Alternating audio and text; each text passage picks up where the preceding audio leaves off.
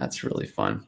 Eileen, good morning. This is our first year in school, but our teachers are doing a car parade throughout the neighborhoods today. So very nice for them. That's fun. Nice.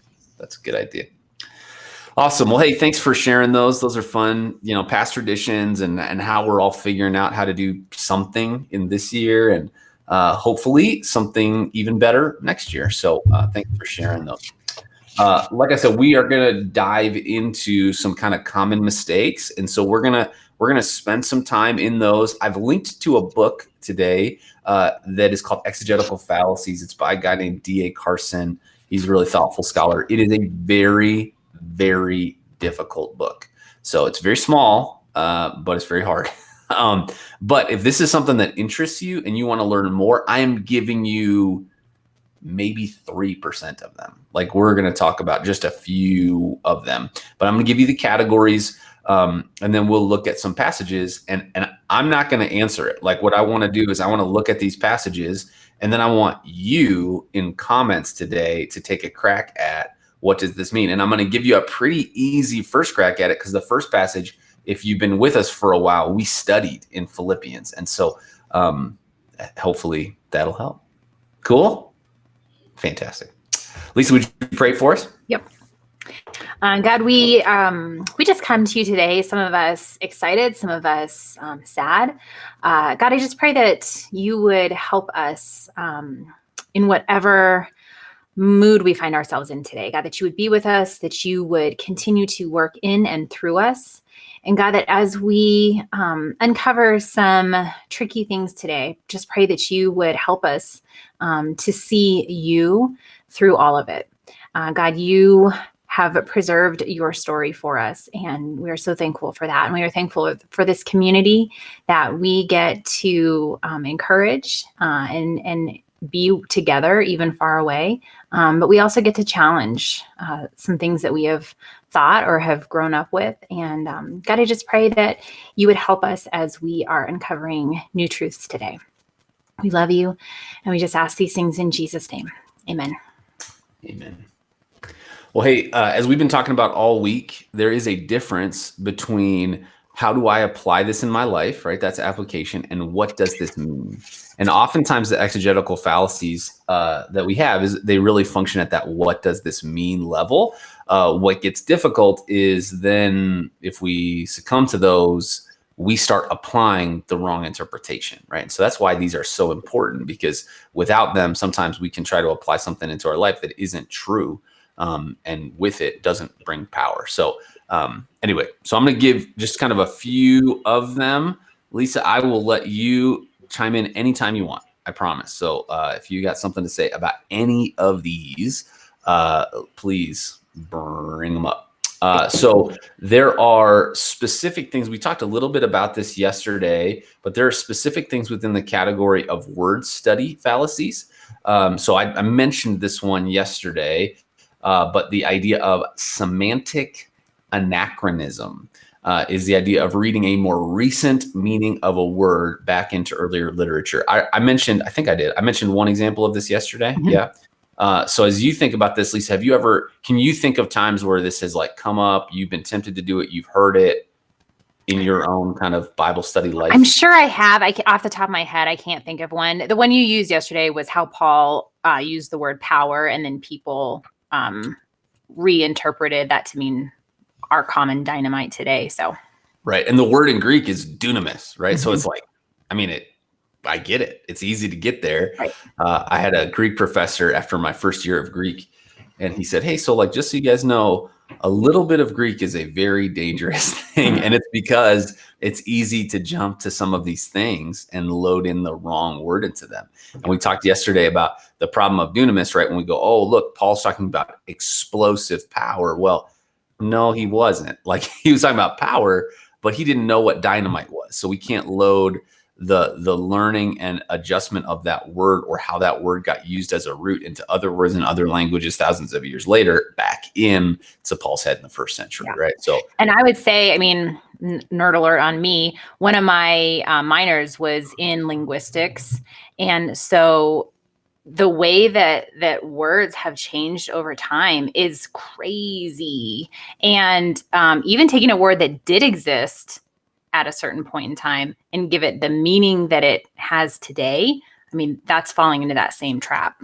Yeah, absolutely. Absolutely. And when we look at this, I mean, this one's pretty common, but I would say the next one, when you hear people talk about the original languages and they do not reference the author, I would say the next one is also very common, called the false assumptions about technical meaning fallacy within a word study, which, defined here, assuming that a word always or almost always carries a technical meaning wherever used, disregarding the possibility that words can have more than one meaning, including a technical one, and can be used in more than one way. So a couple ways that we see this show up, probably the most common way, and we've talked a little bit about it, is the words for love in the New Testament, right? So maybe you've heard somebody say, hey, this love is self-sacrificial. This is God's love for us. It's the word agape. And so we go like, cool, I get it. And then we look at the word phileo, and it's like, that's brotherly love. And then we look at the word eros, and we go, that's the love of intimacy. That has this idea of sexuality behind it. And so we look at those and we go like, okay, so every time I see those words, that's exactly what they mean. It's not, though. And so, when we see the way, even outside biblical literature, those words get used, they have a wider, what's called semantic range, the range for how that word gets defined. And so, especially if you're talking about a writer in the New Testament that is not as precise with their writing, the example we've given is John. There's just not a lot of evidence that John is using that kind of nuance in his writing. And so, especially when somebody is reading John, and they go to words like this and they go, this always means this, like, be careful. Even if we think about our own words today, if you think about a term or a word and you go to the dictionary, right, it has multiple definitions. So, and then the next one is kind of connected to it. Unwarranted restriction of the semantic field really is kind of built off of this, which is essentially, hey, this word always has to mean this exact definition. And you'll see this kind of show up even in specific Bible translations. But it's important to recognize, like, every word has multiple definitions, and figuring there is interpretation being done at the translation level to say this Greek word into English requires some measure of interpretation. Yep. And so there's really good ways to chase down what those words mean. There's good, kind of Bible resources where you can even just online hover over specific words and it will give you other options. If you look at the top of this page on those resources we've started to talk about this week, you can see the different Bible translations that are on the more literal side. And if you create a parallel where you're looking at 2 or 3 of those translations, that's another way to see where they're pulling that individual word from. Yep. So there are a ton of fallacies underneath the word study because of this translation leap. But just in general, kind of in that word study space, do you have any other thoughts on that, Lisa? Yeah, the only other thing that I was going to add to that too is paying attention not only to who the author is, but also to the type of literature that you're reading. Because if you take things in, let's say, Psalms very literally, we're going to have a problem because it's poetry. Same thing in like Song of Solomon. We just have to read those in a completely different way. And if we're reading them very literally, like we would something like a narrative or something, we're going to be in a bad way because those words don't mean that their technical meaning always. Right. And I think it's important to recognize there's a difference between I'm going to choose to take the Bible literally, which I would say we choose to take the Bible literally. But then there's also a thing to understand, like we've talked about, it doesn't mean that you're trying to like figure out, okay, I'm looking at this poem, I'm looking at this wisdom literature, I'm looking at this story, and it's going to be different than a letter written to an early church. Right. And so understanding, okay, all of those things require a different focus. Like that isn't taking the Bible less seriously. It's taking it more seriously. Greg just said, I guess I'm Facebook challenged. Where's the link to this document? It's in the post, but I just dropped it for you there too, Greg. Awesome. The second category that we'll look at for just a couple minutes, the problem with some of these is that they're just extremely technical, but from like a high level, to a certain point, like not just genre, but there are grammatical fallacies, right? So I would say the most common way that we see these show up is we are ignoring who the subject, object, predicate, like we're ignoring all the things within the grammar of a text that we're looking at. We've talked about this week, right? Who are the personal pronouns? Because a lot of times we will want to place ourselves in the wrong pronoun. Recognizing like, okay, who is the one acting? Who is the one receiving? Who is the one responding? Who, like, all of those things are super, super important. So as a teacher, Lisa, former professional, current also professional, what are those things that you think from a grammatical perspective we need to be most concerned about when we interpret text? I mean, I really think, like what you just said, understanding who it was written by and who it was written to, who is being talked about. I talked about it a couple days ago, recognizing what is first, second, third person. When it says I, is it God speaking or is it the author speaking? When it's you, is it a very general you or is it a very specific you? He, she, them, they, who is being referred to? Is it God talking to someone or is it someone talking to other people? So for me, that's the biggest thing. But I think too, paying attention to some of those conjunctions, the ands and the buts, I think those are important. And then also just really getting a good understanding of where we are, not only historically, but also in a very physical place. What is the setting that we need to be paying attention to? Because that matters also. We're not Israel. And so we can't pretend that we are. We have to read it. We have to read Old Testament as it was written to real people at a real time. Yeah, there's a whole category for that, actually. We'll get to that in just... Perfect. I mean, I figured there would be, but... Yeah. And then the next category is logical fallacies. These are so incredibly common, right? I would say that from my perspective, if you just like go watch popular communicators today, the number one exegetical fallacy that they are committing is the emotive appeal fallacy. Assuming that emotional appeals based on sincerity and conviction can supplant the role of reason and logic. So if somebody's just real passionate and they just get real loud and they maybe get some tears and they like, it doesn't mean that those things aren't sincere. Like they may be totally sincere, but it doesn't mean that it gets to override our brain. And so I think there's something so difficult. There's a trend, I would say, that's happened in communication and even Bible study. Like if you just watch a Bible study, where I think it was much more common 20 or 30 years ago to say the way to the heart is through the head. And I think now that's sort of flipped, is the idea is the way to the head is through the heart. But the problem is when this gets manipulated, you never actually get to the head. Right. And so you go to the heart and it's like, oh my gosh, this is amazing. And some key indicators for this, like some key indicators that this is happening for you, or this is happening in your own Bible study, or this is happening when you're listening to somebody preach, is could you come to the same conclusions if you or they weren't emotional? And so like, do you think, oh my gosh, he or she is just so incredible. I could never get that from that text. That's an uh-oh moment, right? Like if it requires their emotions for the interpretation, it's probably a shaky interpretation. And it doesn't mean that emotions are bad. I think I am like a head to heart guy. Like that's just my natural bent. And so that's kind of the trajectory that I most naturally go to. But it is true that culturally, like part of the context is how do we connect with people emotionally? And then the work of that, so that it's not just emotional manipulation, is how do I use the vehicle of that trust to then get to your mind, then to get to logic, then to show that this is true. But you have to be able to, in your own study and in your own viewing or in your own consumption of Bible content, ask the question, is this actually getting to my head? And you should be able to see at least the evidence of some of the work we've talked about. Can you see them observing? Can you see them interpreting? Can you see them breaking down principles to application? Or is it just kind of like leapfrogging from story to story, and then they sprinkle in a little Bible, and then boom, powerful conclusion. You just go, I just have all the feels. So I think this one is incredibly prevalent to today. Any thoughts about that, ma'am? Well, I mean, because I'm an emotional communicator, but I'm an emotional person.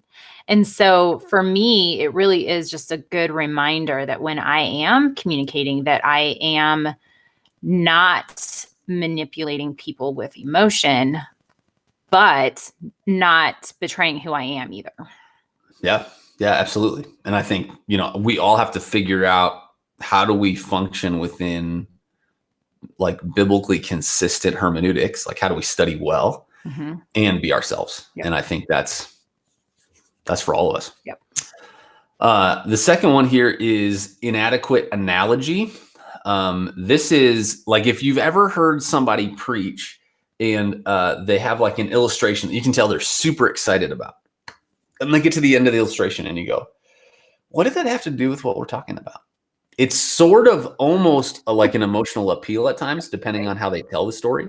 But really, it can become not just a fallacy, but a manipulative fallacy, because it's used to kind of like bring you to a place and then like make a turn, right? And so it's like, oh, we're on the same page, right? Like, we all get it, cool. All right, and then now this.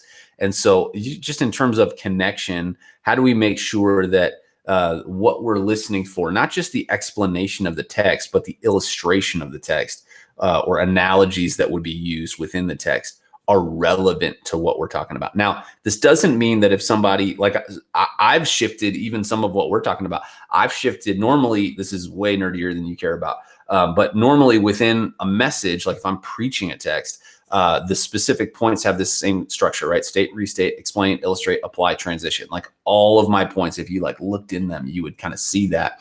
And I read a book called Story Brand, and it was super helpful. And it was about, how do you position yourself not as the hero of the story, but as the guide? How do you help somebody that's listening because they think they're the hero of their story already? How do you give them a plan to be able to discover something better? In our situation, obviously, Jesus. And so I flipped that a little bit, and I'll ask a question first, or I'll tell a story first. And so it's not instantly obvious what that question or what that story has to do with what I'm telling, because for years, I already told you the point, but now I'm using it to set up the point. So it doesn't mean that if you hear something, you have to instantly be able to understand it, but does it defy logic to stick with them, or does it eventually come together? I think that's just an important thing to be able to identify. Is this helping me understand the text more, or is this just a diversion? Right. And then lastly, underneath this category, emphatic appeals. You'll hear this more than you think you do by anybody you hear talk about the Bible. This is not just preachers. This is like when we're studying the Bible together. You've probably heard us do it. Right. When people say things like obviously, or clearly, or we know, and other emphatic assertions actually adds any real validation to the argument. And so I would just encourage you, whether that's with us or other people you're studying the Bible, don't be a jerk about it, but just be like, why is that obvious? Like, how do we actually know? Right. And I think sometimes those core assumptions carry with us for a long time. And then what happens really bad is that you get them handed to you. And so you're studying the passage and you have this pretty shallow understanding, but you've heard these words like, well, clearly, or obviously, or we know, or whatever. And you just start saying those too. And it gets passed down from generation to generation. So that is another one to be careful of. Any other thoughts about kind of this category, ma'am, of logical fallacies? I think it just goes back to what we talked about earlier in the week. And I checked to see that book is still linked up at the top, but that, what is it called? Love your God with all your mind. And it's just this reminder that we are to love God with our hearts and our souls, but we're really, also meant to love him with our minds. And so approaching God from that, from our knowledge, that's important. Because it really is from head to heart, and it needs to be from head to heart because our hearts are deceptive and wicked. And so we've got to come to God with our minds, and we have to have open minds, and we have to be ready to receive new information. But we have to process it in a logical way so that it can come out through our hearts. Yeah, absolutely. I mean, that's that Romans 12 text, right? Mm-hmm. That we're transformed on the outside by the renewing of our mind. So, yeah. And then the last category here is a little bit of what Lisa already talked about, right? Which is the presuppositional and historical fallacies. Some of this is understanding the Bible, and are we like copying and pasting ourselves into a biblical narrative that we are not in, right? So doesn't mean that it's not relevant to us, doesn't mean that there aren't principles that we can pull from it, but we're going to look actually foreshadowing at one of these times that we often do this, and how we have to make sure we're thoughtful in the way we approach those texts. And so here, right, discarding neglecting the biblical timeline is kind of one of these. Like I said, there's a whole bunch. If you look at that book, there's a whole bunch of them underneath each one of these, and some of them are real crazy. And you're like, I think I've been doing that one. I read this book for the first time, like my third year in college. And I was like, I think I've committed every single one of these. So it's not like shame or blame. It's like, we just all have to keep learning, and we will misinterpret the Bible. Like, we will absolutely do that. And it's the work of continuing to learn and continuing to hold ourselves accountable and one another accountable for steady progress in this area. So neglecting biblical storyline, we talked about that the bigger arc of the Bible, right, is creation, fall, redemption. And so this idea of neglecting the Bible storyline, discarding the premise that all scripture leads towards the same ultimate conclusion of the Bible story. In other words, adopting interpretations that distrust or disrupt the Bible's overall story, stand in antithesis or opposition to the unity of the whole redemptive historic purposes of God throughout history. And I would say that a lot of times the way this shows up is people will teach old Christian leaders, Christian communicators, they will teach Old Testament passages and Jesus will never come up. Like you're just like, what, there's like a pretty important part. Like we know, even if you're in this story, obviously when that story was written, they didn't in that moment have all the details of what it was going to look like for Jesus to come, live perfect life and die on our behalf. But that gospel message is the central point of the text. And so how do we make sure that everything points back to that universal arc of scripture so that we can be most faithful to it? Yep. And then we've talked about presuppositions this week already, to be able to say, okay, what are the things that I'm bringing to this? Maybe that's like, maybe that's my assumptions about culture. Maybe that's my assumptions about sexuality. Maybe that's my whatever. And then I just like, I lay that assumption. I go, well, the Bible definitely can't mean because my presuppositions, but that's not actually true. So any other thoughts about that, ma'am? No, I was just looking at Debbie's comment. To truly know God means we can truly love God. And I had someone say to me one time, you can't love what you don't know. And so that was really helpful in that heart to mind, mind to heart shift. So yeah. And then Becky's comment on when people are offended when she asks why. I think why is one of the most important questions that we have to ask. We have to ask why. And I love when people ask why, because it requires me to go back and really, really ask myself, why do I say that? Why do I believe that? Why is that true? And so I think that will make us better students of God's word when people do ask us why. Well, and I think there's probably people you're going to ask why to, that it just feels like you're challenging them directly. Sure. And so I think we have to be thoughtful in the way we ask it, so maybe instead of like, hey, you're an idiot, why are you saying that? Maybe a phrase like, hey, help me understand how I can better know what you're talking about. Right. Or help me understand how we know that to be true. Things like that let that person off the hook, to not feel like they're being personally attacked, and they may not know. And like I said to Lisa before we even jumped on today, I said, hey, people are going to have passages. If we can, talk about them quickly and identify, great. But if somebody like drops in a passage I don't know, or I haven't studied, or I haven't looked at it in a long time, I'm just going to say like, hey, I'm going to go study that and I'll come back later. And that's a perfectly valid response. And so whether that somebody comes to you and asks you something that you need to say that to, or you go to somebody else, let that be an okay response. And even tell them that, like, hey, if you need to look it up and we can talk about it later, totally fine. Like, that's okay. Awesome. All right. So I gave you guys homework yesterday. Here's what I'd like you to do in the comments. If you came with a Bible passage, just drop it in and I'll kind of work it into this list. And at a bare minimum, we have a few passages right here, 3 passages that are commonly misinterpreted. And so I'm going to read the passage. We will say kind of what the common misinterpretation of that passage is.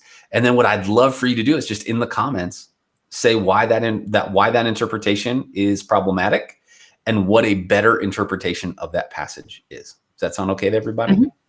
I will take your chat silence as You didn't take into account the delay. enthusiastic agreement. Enthusiastic. I do it from stage all the time. I've said it before. My buddy Danny always gives me a hard time. He's like, why do you ask people if that's okay? No one can say no. You have a microphone on. I'm like, it's fair. It's true. It's a totally fair point. All right. So the first passage that we're going to look at is Philippians 4:13. And so this passage, I'm not going to do any of the work for you. So this passage says, I can do all things through Christ who strengthens me. The common misinterpretation of that passage, Lisa, is what? That I can do anything I want. And I will do it really well. Do it really well, right? And so as you're listening to this, hopefully you're like, that seems incorrect. Maybe you're going to go look at Philippians 4. You're going to go look at the notes when we studied it. You're going to go open the passage. But what we would like is, what is the correct interpretation of that? And why is that interpretation incorrect? I want you guys to do that in the comments right now, right? I remember one of the first times that I ever heard this taught. I was at a camp as a kid. And it was, literally the guy was like, this is your spiritual superpower. God's giving you a cape that whatever you need to do in your life, you can do because Christ strengthens you to do it. We know Tim Tebow puts it underneath the eye black, right? Philippians 4:13. And the reason that he can have miraculous wins and the reason that he can be an athlete. And it's probably a bad example now because I don't know if he's playing anything, but was because, hey, like Christ is with him. That's why he can do this, because we're superheroes spiritually. So if you think that's not true, tell us why in the comments. Jeanette says context is handling between in what and making do with little. Okay. So she's talking about Philippians 4 as a broader text, right? So when we look at that, we have to understand there's a bigger idea that Paul is talking about. He's not just, when we look at like Proverbs, those things were designed to be taken as like little specific nuggets, like the way people take Philippians 4:13. But that's actually not how Philippians was. Philippians was this letter, remember? And so the context is, how do we handle this tension? Leslie said we should change it to endure. God promises that we can endure anything through the strength he provides. I absolutely agree. Vicky says God does not help us do things that are evil or wrong. Agreed. And then Susie, I think that's maybe a challenging passage to look at. I'll copy and paste those in just a second. Crystal listed a paraphrase. We are not strong enough to go through situations without him. Okay. And then Luana said, for me, it doesn't mean I can do anything, but I want a reminder that my faith is greater than my fear as I go through life's challenges, right? So you can even hear in some of the ways that we're looking at it that some of us are looking at the broader context, and some of like, well, I know that's wrong, so how do I paraphrase it to be something different? Vicky said, my study Bible says the power we receive in union in Christ is sufficient to do his will and to face the challenges that arise from our commitment to do it. That's a good description. So, Lisa, you want to remind us a little bit kind of from what we've heard here in the passage within Philippians 4, while I do some copy and pasting about why we know what this means and what it really means? Yeah. So, we're going to just like pull it all together, right? We got to think about who the author is. The author is Paul. Where was Paul writing from? He was writing from prison in Rome. Who was he writing to? He was writing to a church that he was really close to. He had spent some time with these people, and they were friends of his. And Paul is setting this up by saying, like, hey, I've been at the top of my game, trying to make my way towards God when I was a Jewish Pharisee. And now, if you looked at my situation, you would think I'm probably at the bottom. But what I, Paul, know is that I have God with me always, and God is giving me the strength, like I think Vicky said, to endure what's going on right now. And so because God knew that he had, or that Paul knew that he had God with him, he knew that he had access to this infinite strength of the Lord. And so Paul could continue to endure the moment that he was in. Excellent. And hopefully for you guys, that's like, hey, I've been there. Like, I know some of that stuff. We studied it, and it gives you some context. If it's a verse that's on a coffee cup, we've probably not acknowledged all the verses around it, right? So how do we make sure? Because this verse is actually better. It's actually more applicable when we understand its true meaning. Because here's what you don't have a super cape. You know that everything you've tried has not been successful. But the power to know that Jesus is give you the power to endure no matter what the circumstances are, whether you're in a state that's still in stay at home, or your state's fully opened up and you're terrified or you're excited, whether you have a job or you don't have a job, whether you're in the family situation you thought you'd be or you're not, no matter what the circumstances in your life, you can find contentment and peace. That's what Paul's talking about through the whole chapter, because of Jesus with you. What we say all the time, right? Jesus makes life better. It doesn't mean easier. It means that it's better because it's with him. That's what Paul is talking about in 4. And I mean, we can go straight back to Jesus's words in Matthew when he's telling people who are weary and tired to come to him because he is the source of strength. And so just remembering that we don't have strength on our own. Our source of strength is in Jesus. Right. Absolutely. Roxandra said it's problematic because people can use this to justify the behavior they know is wrong. Right. And we know from other biblical passages, right, that like there are specific boundaries to the things that God will bless in our life and not. So all of a sudden you look at this and you're like, that seems to say the opposite. So which is true? Is it all the passages over there? Or is it this one that I'm not taking in context to override them? So, yep. And then Becky listed Philippians 4:12. And kind of this description, right? He speaks to how he'd been brought low and has come up from that. He's learned the secret of facing hunger and need. The way I read this is that I can do all things because of him. The way that I read this is I can do all these things because of him who strengthens me, right? Whatever God brings our way. Okay, so that is super good job. Way to go. Next one we're going to look at is Matthew 18:20. So you can turn there if you want. You can go to there in your Bible. You can click on it. This verse says, for where 2 or 3 are gathered in my name, there am I among them. So I'm going to have Lisa give the commonly, interpreted version of this verse.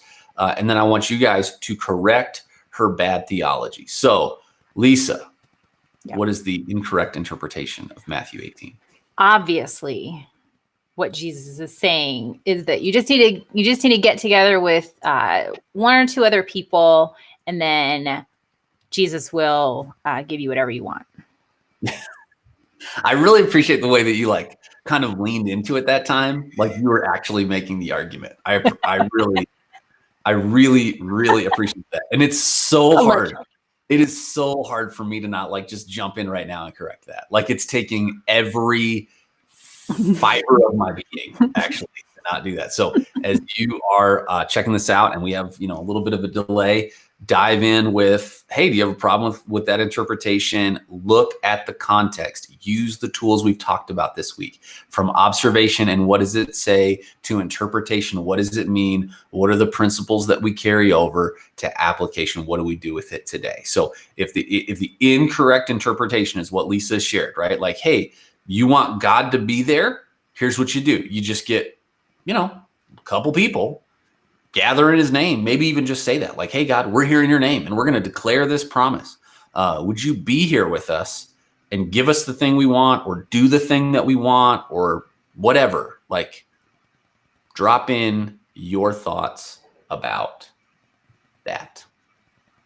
I mean, we have faith the size of a mustard seed, so he's obviously going to move the mountain, because move the mountain. Yep. Jeanette, by the way, on her last one, she said we should reference 2 Corinthians 8:1 and 2, talking about having joy in affliction and poverty. That's the same idea of what Paul was talking about in Philippians 4:13. And he also wrote 2 Corinthians 8. So Carrie has a concern with your interpretation, Lisa. She says God is with believers all the time. So what do you do with that? I mean, I don't know. Jesus is the one that said it, right? He said you got to have people around you. I know I'm created for community, so. So the theological category that Carrie's talking about is called omnipresence, right? All present. God is everywhere. God exists outside of time, but God is all everywhere all the time. And so the idea that we would make something be like, okay, God is he'll show up, but you have to do these steps kind of in this genie mode for God to show up in your situation. And actually, well, God is uniquely with Christians. He's with everybody. Like God is everywhere. So your non-Christian neighbors that, are doing something that frustrates you, God's in their house too. Greg said Lisa is having too much fun with this. This is actually making me like really uncomfortable. That's awesome.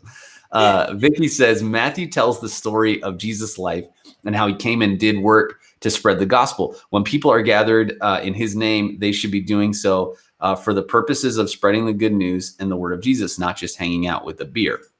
So I actually think what you're talking about, Vicky, is a common misinterpretation, not of this passage necessarily, but of the term fellowship, because I think sometimes as Christians we'll say, oh, we just need to fellowship together. And what they mean is hang out. But what fellowship means is that we have like open and real conversation, that like God is a subject of that conversation, that integrating our faith into our life is a part of that. I think this passage, if you look at Matthew 18, will show you the context that Jesus is actually talking about. And I think that's what's really key to the correct interpretation here. Peggy says, Jesus is not a magician giving us what we want. We need that relationship piece, doing his will. Jesus is not a magician. He is not a genie. He is not an ATM machine, right? That is absolutely, absolutely true. So I've given you the clue. Look at Matthew 18. What is the subject of the verses surrounding this? What is the topic that's being discussed here?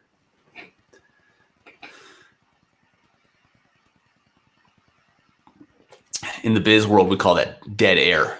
Everybody loves that. That's the best when we have a little dead air. Just it's something they actually teach you when you're going to be a teacher, is how to be comfortable in silence, waiting, like giving people that opportunity to answer.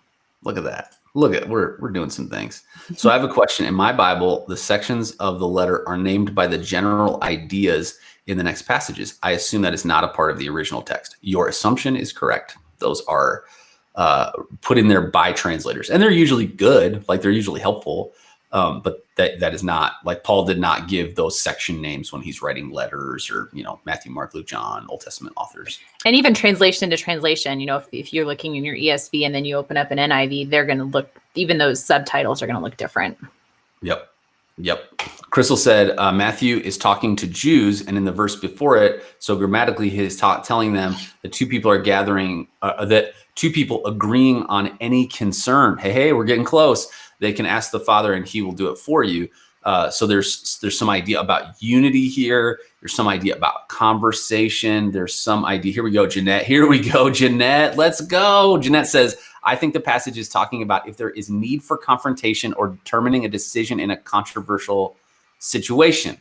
Also supported by reference Leviticus 19:17. So this is the key passage in the New Testament that we have around conflict. We actually did a series, I don't know, year and a half ago, called My Bad, where we worked through Matthew 18 over the course of a few weeks. And we broke down Matthew 18, and it gives us the tools to go, okay, so how do I show up when someone has wronged me, when someone has offended me, when someone has sinned against me? What are the steps that I take in order to address that conflict?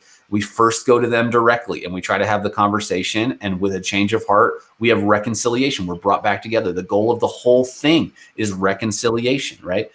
Vicky says, going back to my trusty study Bible, Jesus looked ahead to a new day when he would be present with his followers, not in present with his followers, not in body, but through the Holy Spirit. Two or more believers filled with the Holy Spirit will pray according to God's will, not their own. Thus the requests are granted. And I would say there is a aspect of unity, but we have to remember it's within the context of conflict, right? This isn't just hey, you want it? I want it. All right, let's pray for it. God will give it to us. This is the idea of, hey, we walked in disagreeing. We walked in conflict, but God will show up in a unique way, right? That word fill is sometimes used actually, Vicky, to denote this difference, that when you decide to follow God, he actually indwells you, like he takes up residence. But then there's this picture of kind of like God is showing up in unique and special ways. And often people will talk about that as filling, like a unique filling of the Holy Spirit.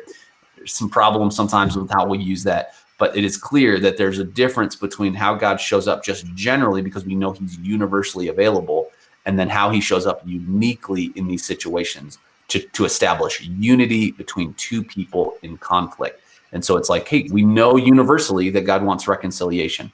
That's what he's delivering through this prayer. Yep. Cassie says, so the topic of the passage is how to treat a believer who sins, right? Specifically sins against you. So you're like, oh, I'm going to go talk to them. And if that doesn't work, I'm going to bring in 2 or 3 others. And this is that reference point, right? When I bring in 2 or 3 others, God is uniquely with us. And then he keeps going and he says, hey, if it still doesn't work, then you bring it to the leaders of your church, right? Called elders. And then they work through it. And if it still doesn't work, then you bring it to the church as a whole. And if they're still unwilling to repent, then that's like when churches, I think, have kind of gotten some bad press. But then oftentimes it's this thing, sometimes it's called disfellowshipping.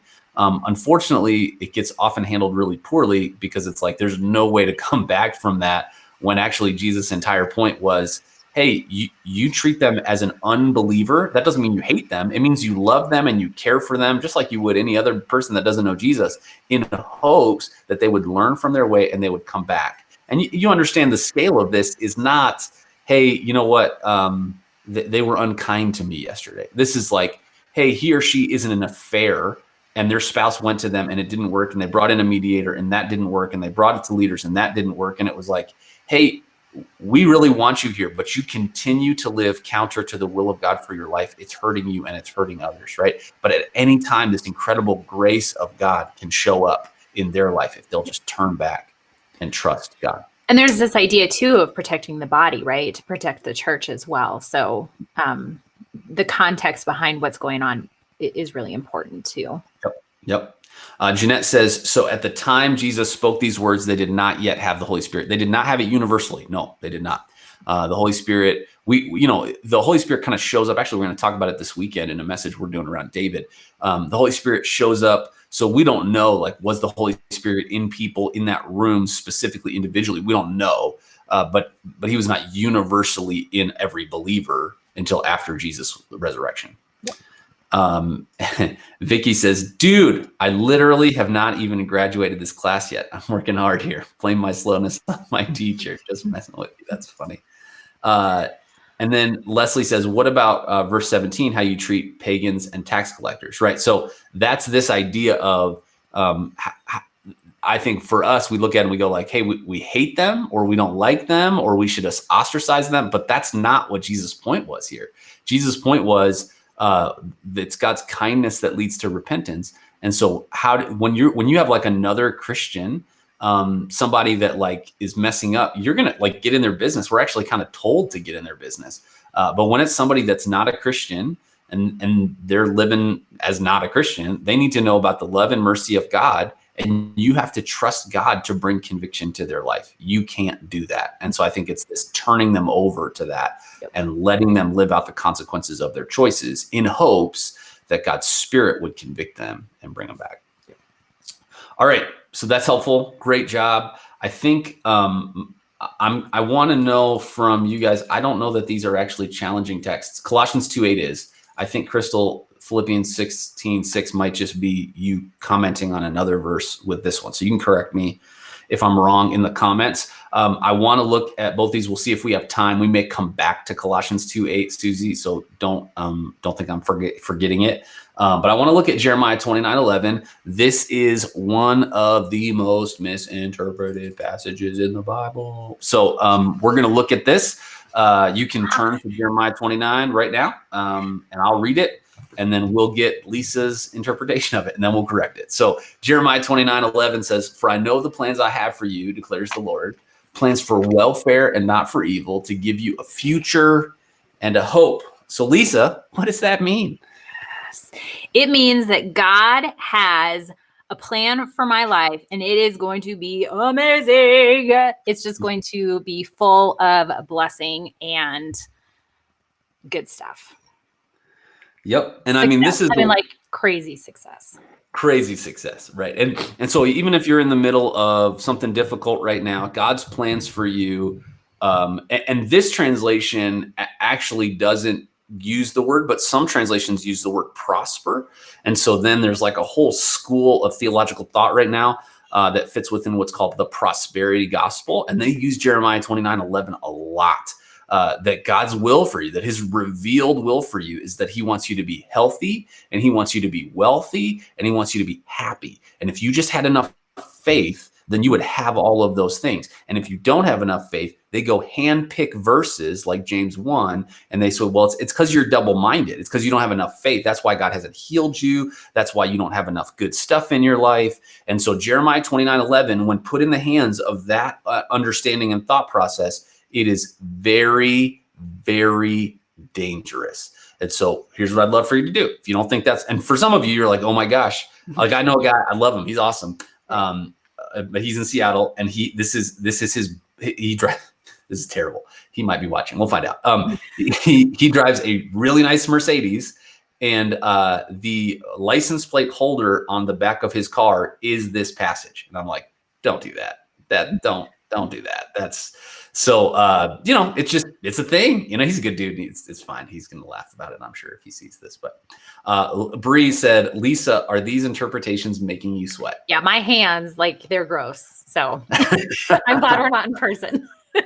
Oh, that's awesome. So tell us, take a look. Tell us why you think, if you think, that is a misinterpretation of this verse. Fun fact, the very first time that I preached at Eastern Hills, I preached on this text. Yep. So and you still got the job. I mean, that's amazing. Still got the job. Got some mad emails, but did you really? Got the job. Oh, for sure. Yeah. I'm not sure I've ever taught and not got some, sure, negative feedback. You get lots of good stuff too, but this is a thing that many of us have heard for literal decades. This is one of those things that shows us how important it is that we understand how to chew the text. We really get it rather than just having it given to us, so that we can understand when good things or bad things are happening. Because really, you guys are responding and telling us why you think this is not the correct interpretation. Hopefully you do. I think the metaphor that I think of with texts like this, and I would just say the biblical text in general, we've talked about this idea between exegesis to lead out of and eisegesis to lead into.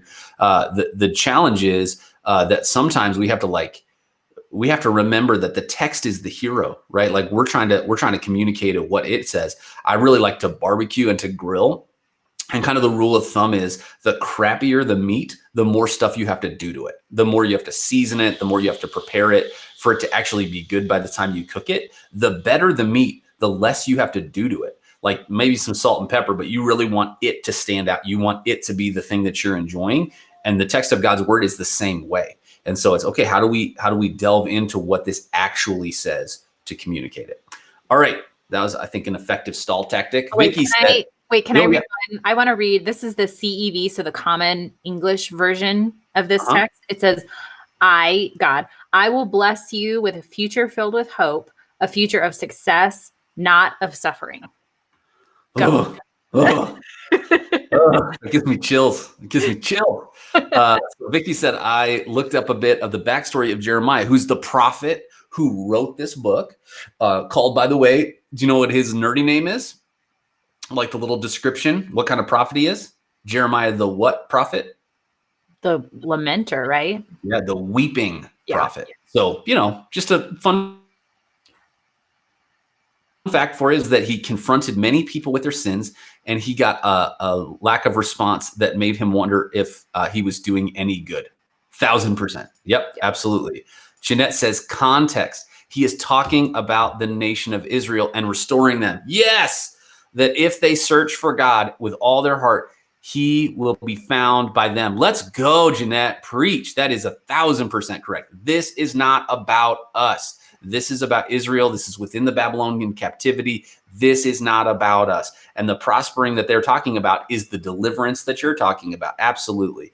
Jackie says, John 16:33, I've told you these things so that in me you may have peace. In this world you will have trouble, but take heart, I've overcome the world. Great reference, Jackie, right? Like, we know Jesus is saying things are going to go bad here, that Jesus has overcome the world, that there's a one day, someday hope where all the sin and brokenness of this world is gone. But who's Jesus talking to? He's talking to early followers. Who are we? We're followers of Jesus. So when we look at this reference in John 16:33, from a biblical perspective, we go, we know this is about us. This is a clearer text. If I'm not as sure about Jeremiah 29:11, let me go back to John 16:33 and start. That is a great approach.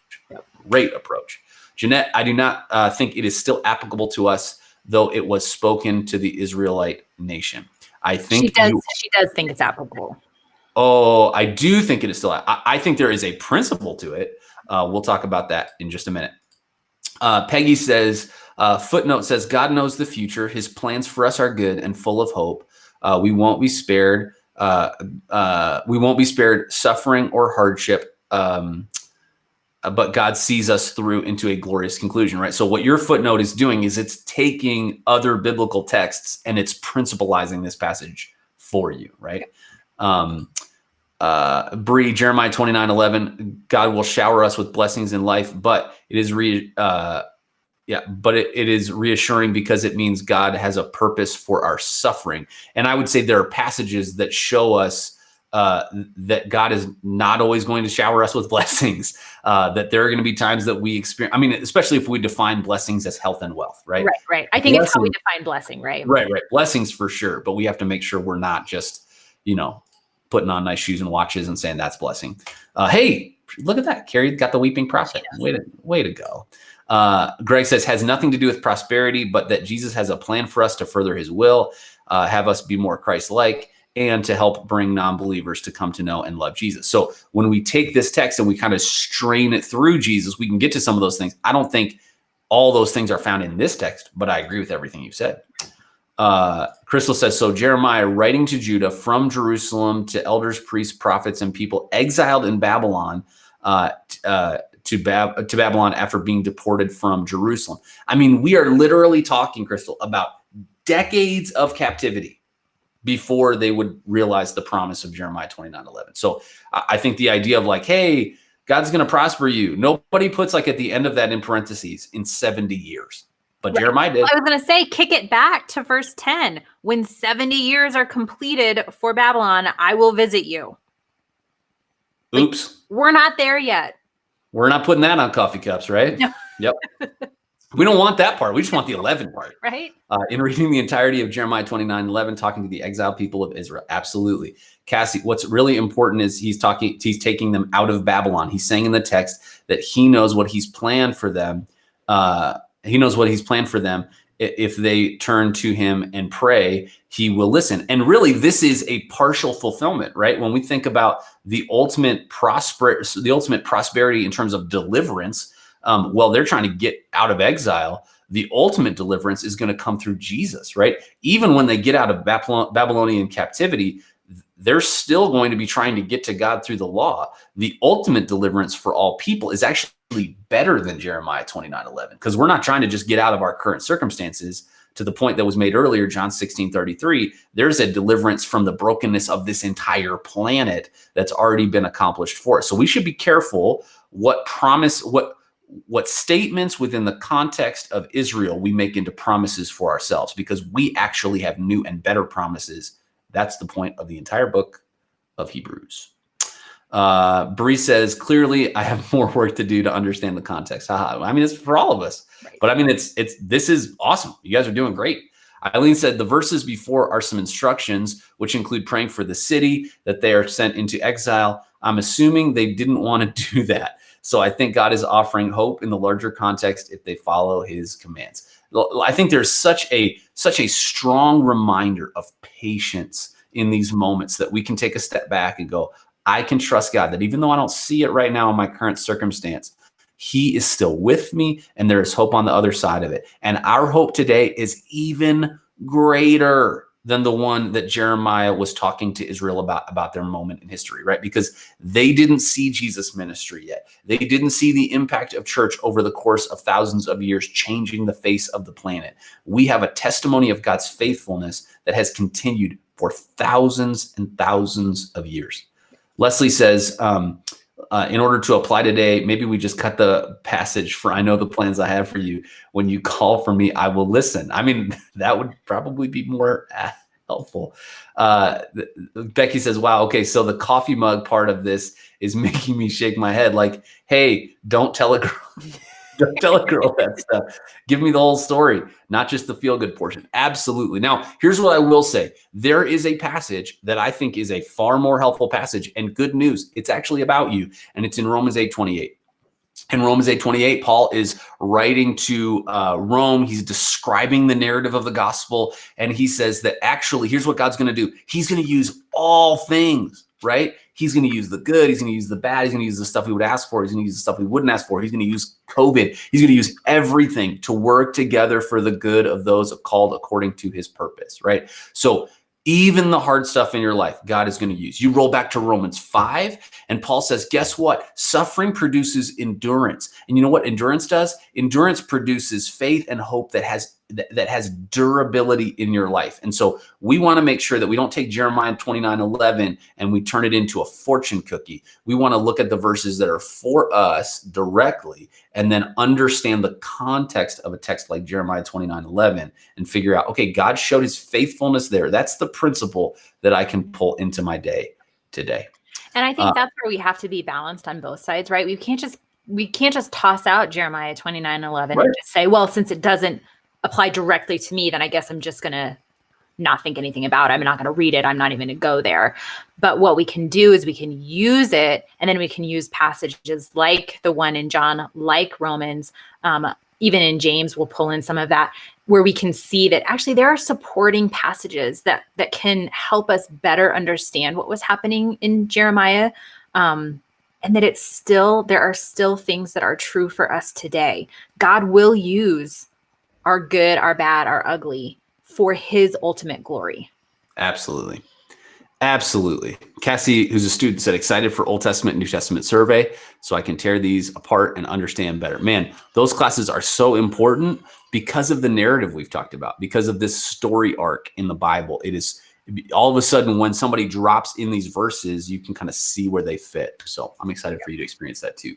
Well, hey guys, this has been a little longer than usual, but I'm so proud of you, really, genuinely. You guys have done a great job. I hope you have seen, even by whether you joined us this week or you've been with us for a little while, hopefully you've seen how you learning to study the text has allowed you to begin to be discerning. That's what we're doing here. We're trying to be discerning to understand what is the true God-given definition and interpretation of this that will allow us to apply these correctly so that we have the spirit and power of God in our life to help us walk it out each day. So we will take a look. I promise we will take a look at Colossians 2:8. It's a good question.